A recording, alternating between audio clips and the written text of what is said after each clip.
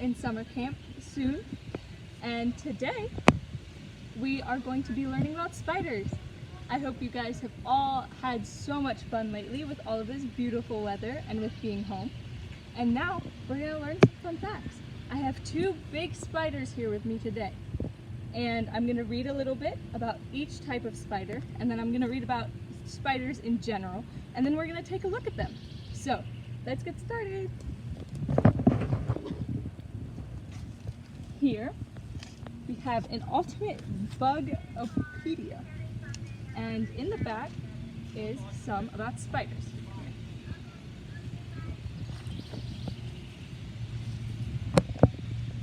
Here we can see spiders, and here's all different types. This is daddy longleg spider, also called a cellar spider, pink and white crab spider, poised to ambush an unsuspecting insect, southern black widow spider, which is highly poisonous, but luckily it's rare to find in our parts. A green bottle blue tarantula walking across moss. Ooh, look at those pretty colors. This is a jumping spider. A Hawaiian happy face spider guarding her eggs. Aw, look how cute they are. One of insects' closest relatives. Spiders may seem like insects, but they're actually arachnids, a class of invertebrate animals that include scorpions, ticks, and mites. Unlike insects, which have 3 body parts, arachnids have only 2, the cephalothorax, head and thorax combined, and the abdomen. They have 8 legs, while insects have 6. Also, arachnids lack the wings, antennae, and compound eyes that insects have. Instead, they typically have 8 simple eyes. Spiders, like insects, can be found almost anywhere in the world, except for Antarctica. With the exception of one vegetarian species, in South America, all spiders are meat-eating carnivores. They eat insects such as moths, crickets, and flies. Some species even eat larger animals such as birds and frogs. To catch their prey, different spiders have different methods. Some hunt down and grab their victim, some hide out and ambush it. Others build webs by using spinnerets on their abdomen. Depending on the species, spider webs can have various shapes like orbs, funnels, and sheets. Once they catch a meal, spiders must immobilize their prey. Many spiders inject venom from their fangs to paralyze it. Some, especially ones with short fangs, wrap their prey tightly in silk instead. When it's time to eat, spiders either inject digestive juices with their fangs or secrete the juices from their jaws. The digestive juices break down the prey's tissues. When the tissues become a liquid, the spider slurps it up. Some larger spiders, such as tarantulas, have prominent teeth for tearing and grinding up their prey. Check out a few of the almost 44,000 spider species shown here and on the next 2 gallery pages. Here are the parts of the spider. This is the cephalothorax, right here, and this is the abdomen, right here. And this is the spinnerets, where their web comes out of. These are legs, and spiders have 8 eyes. 1, 2, 3, 4, 5, 6, 7, 8. They have mandibles. These are their mandibles, and their fangs are hidden right under here. This spider is in the Spidery family. Here's a spider's gallery. This spider is releasing silk in order to loft itself. There's the silk coming out of the spinneret. The ant-mimicking jumping spider looks and acts like an ant. Wow, I didn't know that. A wolf spider, which we actually have one with us today, with a fly in its huge jaws. Wolf spiders are members of the family Lycosidae. Here's the wolf spider, and there's the little fly. A male peacock spider dances to attract a mate. This leggy huntsman spider doesn't build webs. Instead, it relies on its incredible speed to catch its prey. A nursery web spider attacking a dragonfly. A goldenrod crab spider is visible against purple flowers, but on goldenrod plants it's hard to find. Lots of spiders can camouflage, just like chameleons. So, that's all for the spiders right here. But now we get to take a look at the two spiders that I have today. The first one is a wolf spider. Just like it showed right there, eating the fly, we have some facts about wolf spiders. They're very agile hunters with spectacular eyesight, and they can be found anywhere around the world except for Antarctica, like the book said. And he's actually moving around in there. I'll show you guys him in a second. They eat crickets, other spiders, ants, grasshoppers, and some of the bigger ones can actually eat lizards or frogs. Crazy, huh? They can get up to 33 millimeters big, and they can jump really far. It's a type of their hunting. So if they see something, they can stalk it and then pounce on it, and that's how they get their food. They don't weave webs, but they actually make burrows under the ground. And their web is more like a funnel, I guess. So here's the little spider. You can't see him very well. So we're gonna open the lid just a little bit so you can see him. There he is.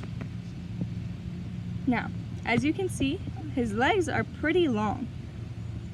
And his front part of the body, I think it was called the cephalothorax, is bigger than his back part of the body, his abdomen. He's very cool. Oh, and look, you can see his mandibles right there. The little things that move right between his front legs. So we're gonna close this up so he doesn't jump out, because if you remember, they are jumping spiders. And then next, the biggest spider we have with us today is actually a fishing spider. Now, he's right here under this rock, and I will show you guys him just in a second.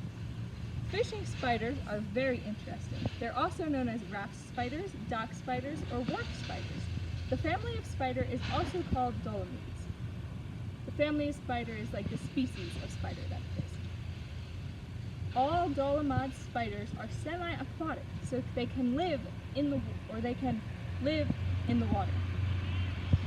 They can bite and deliver venom, but its venom is not that dangerous to humans or animals unless you're specifically allergic to their venom. Females can grow between 15 and 26 millimeters.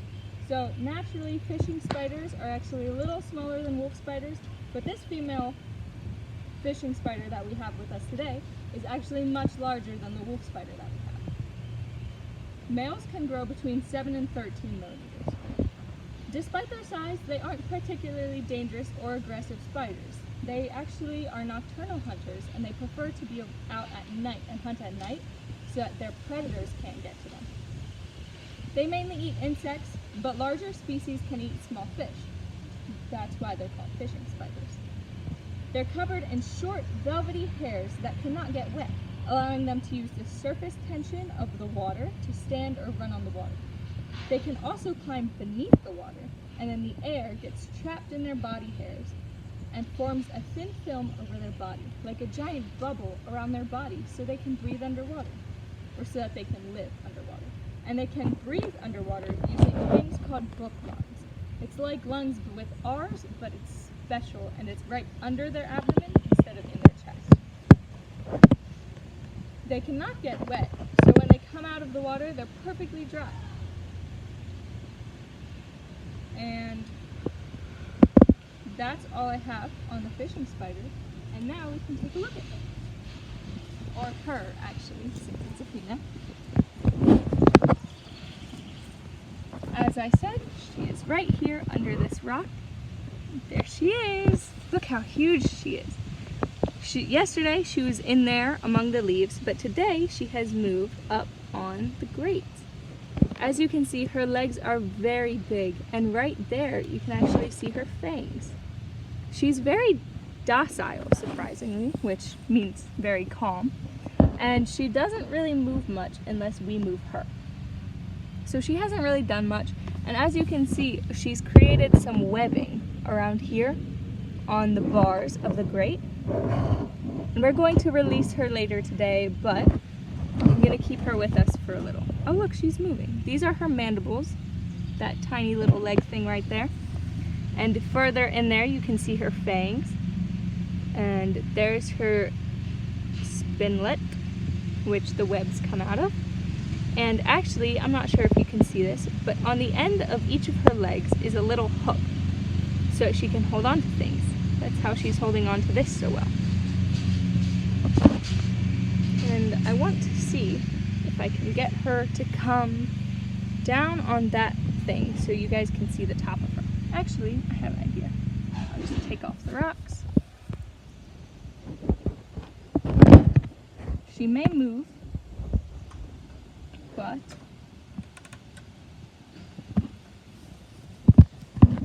there's the top of her. Ooh, she's moving. She's very pretty, if you ask me. And we'll just put her back down. Oh, she's wanting out. Look at that. She went right back in. That's perfect. I can open this up and we can look at her down there. She has some food in here. I gave her some ants. Oh, and this is cool. This we found with her. This is actually the shell that she shed. When we found her, she had recently shed this shell. And as you can see, spiders shed their entire body, including their legs, and look, you can even see the shell of her fangs. So right here, in here, are her fangs. And these little things are the shell of her mandibles. Oh no, one of the legs fell off. And then right there is the abdomen. And it's very cool because she sheds her entire body and then she comes back bigger, like that. So it's like hermit crabs. When they grow out of their shell, they shed it and then they're even bigger. So we'll put that back in there with her. Here, we'll see if we can get her to move a little for you guys. She's really fast, as you can see. You couldn't exactly see that when she wasn't moving, but she is really very fast. And I gave her some ants yesterday to see if she wanted to eat anything. I gave her some ants and some flies are in here, but she didn't seem to be very hungry. So, there's our little fisher spider. She's not little, she's very large. And we're going to release her later today, away from our house, because some of my family members are actually scared of spiders. But really, you have no need to be scared of spiders. As long as you leave them alone, they'll leave you alone. So then we can take another look at our wolf spider, who is honestly not very happy with being in this small container, so we're going to go release her. First, I'm going to cover the fishing spider back up so that she doesn't get out. So like I said, we want to release her away from our house so that she doesn't get back in.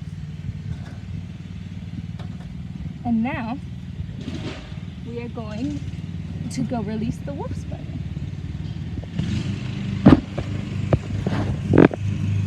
We'll come up here. We're going to walk along the road.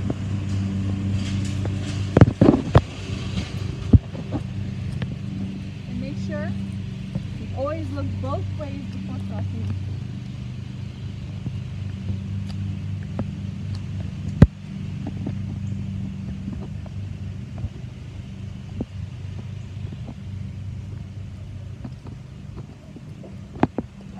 Take her a little over here into the woods so she can be happy.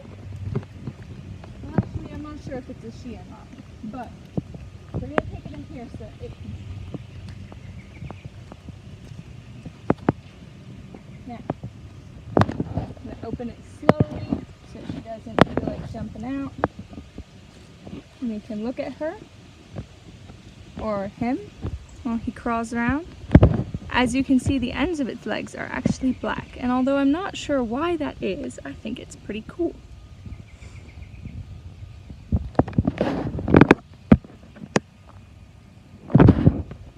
Now we're just going to carefully Go like that.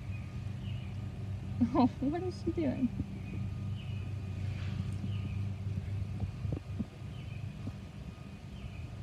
There you go. And there she goes. Bye, little spider. Now later today we're going to do the same thing with our beautiful fishing spider. But for now, that's all I have for you guys today. And I hope you guys have a lovely, lovely day and enjoy your summer. See you soon.